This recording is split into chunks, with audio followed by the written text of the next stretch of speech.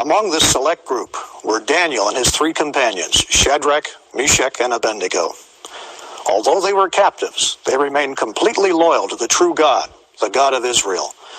Their experiences of standing up to materialism and idolatry are among the best-known stories of the Bible.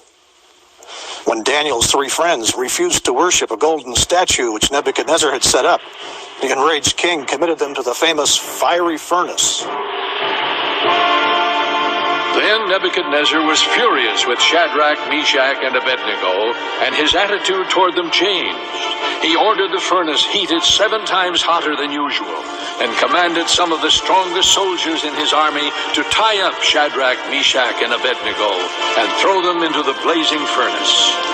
So these men, wearing their robes, trousers, turbans, and other clothes, were bound and thrown into the blazing furnace. The king's command was so urgent, and the furnace so hot, that the flames of the fire killed the soldiers who took up Shadrach, Meshach, and Abednego. And these 3 men, firmly tied, fell into the blazing furnace. Then King Nebuchadnezzar leaped to his feet in amazement and asked his advisors, "Weren't there 3 men that we tied up and threw into the fire?" They replied, "Certainly, O king." He said, "Look, I see 4 men walking around in the fire, unbound and unharmed, and the 4th looks like a son of the gods." For once outflanked, the astonished Nebuchadnezzar called Shadrach, Meshach, and Abednego to his side. Fire had not harmed their bodies, nor did they smell of smoke. In an amazing turnabout, Nebuchadnezzar praised the God who had sent his angel to rescue them. He promoted them to high positions in his kingdom.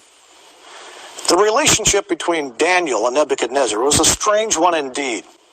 On one hand, there was Nebuchadnezzar, pagan ruler of the known world, whose dazzling accomplishments rested on military force and slave labor. On the other, a young Jewish captive brought from his homeland to Babylon, a servant of the one true God, yet loyal to his new king.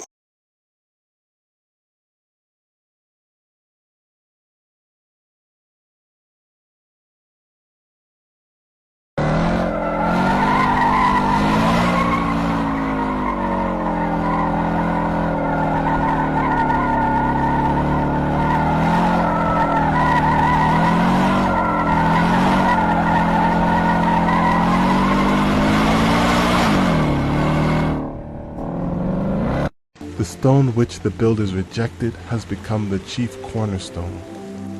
This was the Lord's doing. It is marvelous in our eyes.